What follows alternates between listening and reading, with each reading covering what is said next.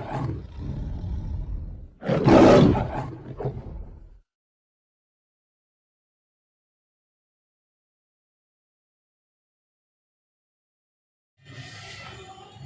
My dear friend, this is Shiva Rathore from national Paris series. My dear friends, आज के episode में हम जिस शख्स से रूबरू करा रहे हैं वो इटावा से समाजवादी पार्टी के कद्दावर नेता हैं, युवा हैं और पूर्व में ब्लॉक प्रमुख भी रहे हैं। My dear friends, mister Shiv Pratap की कहानी, शिव प्रताप की जुबानी आज हम आपको रूबरू कराते हैं। सर नमस्कार। नमस्कार शिवा जी। सर कैसे हैं? बहुत बढ़िया। और बहुत बहुत मैं आपको धन्यवाद देना चाहता हूँ जी कि आपने मुझे इस लायक समझाया कि आपने मेरा इंटरव्यू लेने के लिए, क्योंकि आप तो बहुत बड़े पत्रकार हैं, बड़े बड़े नेताओं को मैंने आपके इंटरव्यू देखे हैं। इस छोटी शख्सियत के लिए जो आज आपने समय निकाला, उससे मैं आपको बहुत बहुत धन्यवाद देना चाहता हूँ। और आपके यूट्यूब चैनल के लिए ईश्वर से मैं कामना करता हूँ कि दिन दूनी रात चौगुनी तरक्की करें। मेरी बहुत बहुत शुभकामनाएं। Thank you my dear bro. मुझे शिव प्रताप जी तीखे सवालों के लिए जाना चाहता है और मेरी आत्मा है वो। मैं किसी पार्टी का प्रवक्ता नहीं हूँ माय डियर फ्रेंड्स, मैं किसी पार्टी का प्रवक्ता नहीं। लोग सोचते हैं लोगों का क्या। शिवा राठौर को तीखे सवालों के लिए जाना जाता है। आज हम आप पर एक तीखा सवाल करते हैं। समाजवादी पार्टी में आने से पूर्व में आप ब्लॉक प्रमुख रहे और इससे पूर्व में आप भारतीय जनता पार्टी में आपने बहुत दिनों तक काम किया है। तो mister Rajput ji, tell me right now what the difference between BJP and Samajwadi party? देखिए, भारतीय जनता पार्टी में मैंने लगभग 20 वर्ष काम किया। 5 वर्ष पूर्व मैंने समाजवादी पार्टी में अपनी आस्था जताई माननीय अखिलेश यादव जी के नेतृत्व में। भारतीय जनता पार्टी में जब मैंने काम किया था तब अटल आडवाणी जी वाली भारतीय जनता पार्टी थी, जो पार्टी विद डिफरेंस के नारे के साथ किसानों के साथ, नौजवानों के साथ, बेरोजगारों के साथ हर स्टैंड पर खड़ी रहती थी। परंतु आज की जो भारतीय जनता पार्टी है, पार्टी विद डिफरेंस के नारे से भटक गई है। बेरोजगारों के साथ धोखा कर रही है, नौजवानों के साथ धोखा कर रही है, किसानों के साथ धोखा कर रही है। माननीय अखिलेश यादव, मैं जब भारतीय जनता पार्टी में भी था तब मैं व्यक्तिगत रूप से उनका काफ़ी फैन था, क्योंकि उनका जो काम करने का तरीका है, जो जोश है, जो युवाओं के प्रति उनकी सोच है, जो किसानों के प्रति उनकी सोच है, जो नौजवानों के प्रति उनकी सोच है और जो बेरोजगारों के प्रति उनकी सोच है, जो शिक्षा के प्रति उनकी सोच है, ये वास्तव में आज की राजनीति में अपने आप में बड़ी आवश्यकता है। और ऐसे लोगों को राजनीति में आना चाहिए। ऐसे लोगों को देश और सत्ता में केंद्र में आकर सरकार बनानी चाहिए और नेतृत्व करना चाहिए। राजपूत जी, एक दूसरा सवाल ये है कि आपने भाजपा सरकार इस समय चल रही है उसका अनुभव है और पूर्ववर्ती सरकार समाजवादी पार्टी की थी, अखिलेश यादव मुख्यमंत्री थे, वर्तमान मुख्यमंत्री योगी आदित्यनाथ हैं। इन दोनों सरकारों में आप 30 सेकंड में बताइए कि क्या अंतर है? मैंने दोनों सरकारें देखी हैं। 5 वर्ष की माननीय अखिलेश जी की सरकार देखी, 4.5 वर्ष की लगभग योगी जी। जी आप देखिए कि दोनों सरकारों में जो सबसे बड़ा डिफरेंस है वो काम करने का तरीके का है। एक तरफ काम किया जाता है, एक तरफ से झूठ का नकाब पहनाकर जनता को मूर्ख बनाने का काम किया जाता है। माननीय अखिलेश यादव ने इस प्रदेश को विकास के कार्यों से पूरा फिलअप करने का काम किया, लैपटॉप देने का काम किया, बेरोजगारों को बेरोजगारी भत्ता देने का काम किया, यमुना लखनऊ आगरा एक्सप्रेसवे जैसे महत्वपूर्ण, जो आज मेरी समझ से देश का क्या इस विश्व का सबसे बड़ा लंबा एक्सप्रेसवे है, उसे रिकॉर्ड कम समय में बनाने का काम माननीय अखिलेश यादव जी ने किया। ये अपने आप में एक अभूतपूर्व काम है। परंतु आज भारतीय जनता पार्टी की सरकार, माननीय योगी जी की सरकार, सिर्फ अखिलेश जी के कामों का लोकार्पण उद्घाटन करके वाही लूटने का काम कर रहे हैं। इनका अपना खुद का कहीं कुछ काम सड़क पर या प्रदेश में कहीं दिखाई नहीं दे रहा है। जी, यदि जनाब अखिलेश यादव ने बतौर मुख्यमंत्री आपके मुताबिक इतना विकास किया, तो चुनाव में 224 से 40 पे क्यों समेट गए सर? देखिए शिवाजी, मैं आपको बताना चाहता हूँ, मैंने अभी कहा, जैसे भी पूर्व में अपने उसमें कहा था मैंने, कि ये लोग झूठ और धोखे का जो नकाब इस जनता को उड़ाकर ये जो इतनी सीटों पर इन्होंने जीत हासिल की है, जनता इनके झूठ धोखे और जो ये अपना हिंदू मुस्लिम करके इस कम्युनिटी को बहला फुसला कर जनता सब समझ चुकी है। अब इस प्रदेश और देश की जनता बदलाव चाहती है, विकास चाहती है। अब ये हिंदू मुस्लिम मंदिर मस्जिद इनके झांसे में आने वाली नहीं है। बहुत हो चुका, बहुत जनता ने देख लिया। और उसे विकास चाहिए और ऐसे विकास पर माननीय अखिलेश यादव जी को पुनः सत्ता में लाकर समाजवादी पार्टी की सरकार बनाएगी। आप राजपूत समाज से हैं, लोधी राजपूत समाज से। इटावा में साग के समाज, लोधी राजपूत समाज निर्णायक वोट माना जाता है। भारतीय जनता पार्टी ने इटावा से लोधी राजपूत को रूलिंग पार्टी का जिला अध्यक्ष बना दिया है। अब ऐसे में आपको क्यों लगता है और कैसे लगता है कि Rajput belt, Lodhi Rajput belt Samajwadi party को वोट करेगी, और करेगी तो क्यों करेगी? Tell me right now sir. बहुत छोटा सा जवाब है इसका शिवाजी। भारतीय जनता पार्टी ने लोधी समाज के व्यक्ति को बैठाकर जो लोधी समाज को यहाँ पर बहलाने फंसने का काम किया, ऐसा ये सोच लोगों की है, जनता की सोच नहीं है। अभी थोड़े दिन पहले जो माननीय आज हमारे भारतीय जनता पार्टी के जिला अध्यक्ष हैं, इन्हें यहीं लोधी समाज और जनता ने जिला पंचायत सदस्य में तीसरे नंबर पहुँचाने का काम किया है। बुरी तरह पराजित हुए थे जिला पंचायत, जिनके सामने हमारे समाजवादी पार्टी के सचिन यादव, हमारे युवा कार्यकर्ता, हमारे नौजवान साथी, वो भारी मतों से विजयी हुए हैं इन्हीं के सामने। सर एक बात बताइए, आपने इंटरव्यू को एक नया दिशा दे दी है।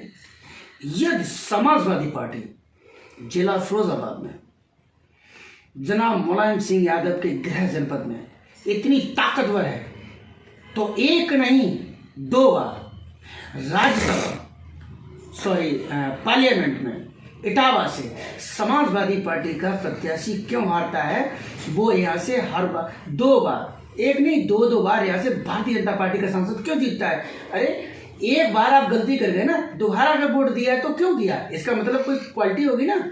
मैंने अभी आपको बताया जी, इस बार इन लोगों ने धोखे से राम मंदिर के नाम पर, हिंदू मुस्लिम के नाम पर जो जनता को गुमराह करने का काम किया, वो इनकी जीत थी। इसके पहले सुविधा मिश्रा जी यहाँ पर लोकसभा थी, तब अटल जी की सरकार हुआ करती थी। बहुत फ़र्क है, मैंने बताया ना आपको।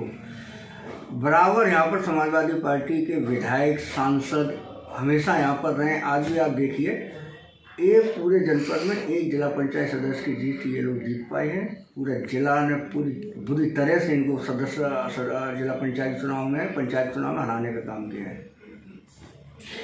सर मेरी ये समझ में नहीं आई, जवाब घुमा दिया आपने। मैं ये कह रहा हूँ, औरैया तक सिकंदरा तक लोकसभा लगती है इटावा में। एक बार चलिए मोदी जी ने आपको गुमराह कर दिया, हमें दूसरी बार वोट नहीं देना तो हम नहीं देंगे। फिर दूसरी बार मोदी को रिपीट किया, क्यों? इटावा की जनता ने, भाई एक बार आपने धोखे से वोट दे दिया, कह रहे मोदी जी ने मंदिर के नाम पे, मस्जिद के नाम पे, या फिर उन्होंने धर्म के नाम पे, या फिर पाकिस्तान हिंदुस्तान के नाम पे, या चाइना के नाम पे, या GST के नाम पे, नोटबंदी के नाम पे उन्होंने वोट ले लिया। लेकिन सेकेंड टाइम रिपीट करने का क्या कारण रहा? आखिर कहीं न कहीं जहन में लोगों के है मोदी, तब ना दोबारा जिताया उसको। आपकी बात भी कहीं कहीं ठीक समझ में आ रही है मेरी, मैंने घुमाने का काम नहीं कर रहा हूँ। मैं आपको स्पष्ट रूप से बता देना चाहता हूँ, ये लोग जनता को अपने लोक लुभावने जो गुमराह करके इन लोगों ने 2 बार अपनी सरकार बनाई है। इस बार जनता बुरी तरह इनको नकार देगी, क्योंकि उन्होंने पूरे देश को बेच दिया। आज ये कहते हैं कांग्रेस ने, नेहरू ने, सबने गलत किया। तो पूरा देश में जो बचाने वाला जो था, आपने सारी रकम क्यों बेच दी? यदि घाटे में थे तो आपने उनको क्यों बेच दिया? यदि वो फायदे में थे तो आपने क्यों बेच दिया? और घाटे में थे तो सरकार जिम्मेदार है, नेहरू जी तो जिम्मेदार नहीं हो सकते। सरकार आप चला रहे हैं इस समय, आप लगभग 7 वर्षों से आप सरकार में हैं। ये आपकी सरकार की जवाबदेही होनी चाहिए कि सरकारी हुक्म क्यों घाटे में जा रहे हैं, लेकिन कोई पूछने वाला नहीं है। इनसे जनता को पूछना चाहिए कि आप 7 वर्ष से सरकार में हैं तो आप इन जो जिन उपक्रमों को आपने बेचने का काम किया है, अगर ये घाटे में थे तो जवाबदेही किसकी थी, जिम्मेदारी किसकी थी? 2022 में सरकार बनाने का आपके पास कोई ऐसा मूल मंत्र है जिससे आपको लग रहा है कि आप सरकार बना पाएंगे? पूरे मूल मंत्र हैं। समाजवादी पार्टी का विकास, समाजवादी पार्टी को बेरोजगारों का साथ, समाजवादी पार्टी को किसानों का साथ, समाजवादी पार्टी को नौजवानों का साथ। जो आज आप पूरे प्रदेश में देख रहे हैं, माननीय अखिलेश यादव जी जो विजय यात्रा लेकर चल रहे हैं, उसमें जन सैलाब जो उमड़ रहा है, ये पूरा एक तरफ से ये साबित करने जा रहा है, ये साबित कर भी रहा है और ये महसूस जनता करने लगी है कि इस बार बदलाव लाना है। उस प्रदेश में माननीय अखिलेश यादव जी के नेतृत्व में 2022 में समाजवादी पार्टी की सरकार बनाने का जनता पूर्ण रूप से मन बना चुकी है। ये जो आपने जो आंसर दिया है, ये तो प्रियंका गांधी जब यूपी में आती हैं तो विशाल भीड़ होती है, मोहतरमा मायावती कहीं जाती हैं तो भीड़ होती है, जनाब योगी आदित्यनाथ किसी मीटिंग में जाते तो विशाल भीड़ होती है, मोदी जी आते तो महा भीड़ होती है। तो ये तो कोई सवाल थोड़ी नहीं रहा सर, आपका जवाब थोड़ी है।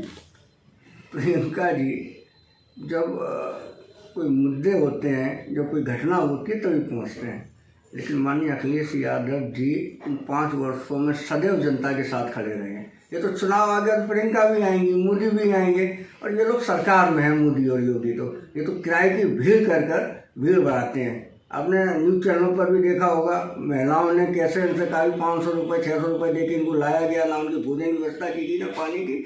तब उन महिलाओं ने अपनी घटना को बयान किया, अपने दर्द को बयान किया, उनको 500 रुपये देकर लाए गए।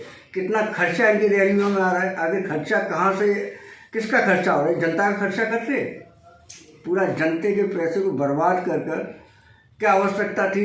अभी लाखों करोड़ों की इन्होंने मध्य प्रदेश में रैलियाँ की, क्या आवश्यकता थी लाखों करोड़ों रुपए की? ये पैसा है किसका आखिर? ये जनता को पूछना चाहिए। हम लोगों की जेब का पैसा है ये, जनता, ये जो देश और प्रदेश का आयकर दाता है उसकी जेब का पैसा है, जिनको ये लोग अपनी रैलियों में बेवजह लुटाने का काम कर रहे हैं।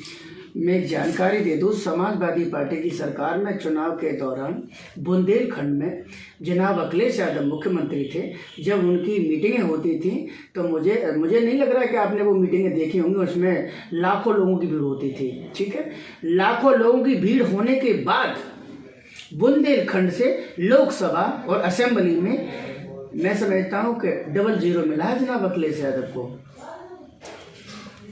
उस समय मैंने कहा, आपको बताया, शिवाजी आप बार बार वही प्रश्न पे आते हैं और मुझे आप कहीं ना कहीं जो आप जवाब पूछना चाहते हैं, ये मैं आपको बता दूं कि माननीय अखिलेश यादव जी आ रहे हैं 2022 में, आ रहे हैं। चलिए शिव प्रताप जी, आपने बेशकीमती समय में से समय दिया है। शिवा राठौर उसका तहे दिल से आपका शुक्रिया अदा करता है और चैनल के द्वारा इटावा की जनता को, प्रदेश की जनता को, देश की जनता को कोई महत्वपूर्ण संदेश आप 30 सेकंड में देना चाहेंगे? सर्वप्रथम तो मैं आपका पुनः धन्यवाद करता हूं कि आपने अपना बेशकीमती समय मुझे दिया और मुझे बड़ा अच्छा लगा आप जैसे पत्रकारों से बात करना, क्योंकि आज के समय को देखते हुए जो आपका चैनल निर्भीकता से काम कर रहा है, मैं आपको बता दूं कि मेरा तो मीडिया से विश्वास उठ गया है। जो मैं आज का परिप्रेक्ष्य देखता हूं, न्यूज़ चैनल्स को देखता हूं, जो गोदी मीडिया है उसमें मैं देखता हूं, मैंने तो न्यूज़ चैनलों को देखना बंद कर दिया। परंतु आप जैसे निर्भीक पत्रकार के साथ आज बात करके बहुत अच्छा लगा और मैं प्रदेश और देश की जनता से अपील करना चाहता हूं कि 2022 में प्रदेश की जनता समाजवादी पार्टी के चुनाव चिन्ह साइकिल पर अपना मताधिकार का वोट का प्रयोग करे और प्रदेश को विकास की राह पर तरक्की पर ले जाने का काम करें, यही मेरा संदेश है। सर आप चैनल पे वोट मांग रहे हैं सर, आपको ओमिक्रॉन के बारे में बोलना चाहिए था। देश संकट में फंसने वाला है, क्योंकि आप देख रहे हैं न्यूजीलैंड है, ऑस्ट्रेलिया है, जापान है, वर्ल्ड की बहुत सारी कंट्रियां हैं जो इंटरनेशनल लेवल पे WHO ने हाथ खड़े कर दिए कि वो डेल्टा वेरिएंट से भी ये 60 गुना ताकतवर है। तो प्लीज़ ओमिक्रॉन जो वायरस आ रहा है, जो डेल्टा वेरिएंट से भी 7 टर्म्स पावरफुल है, उसके लिए बोलिएगा कि लोगों को दूरी वगैरह के लिए बोलिएगा सर।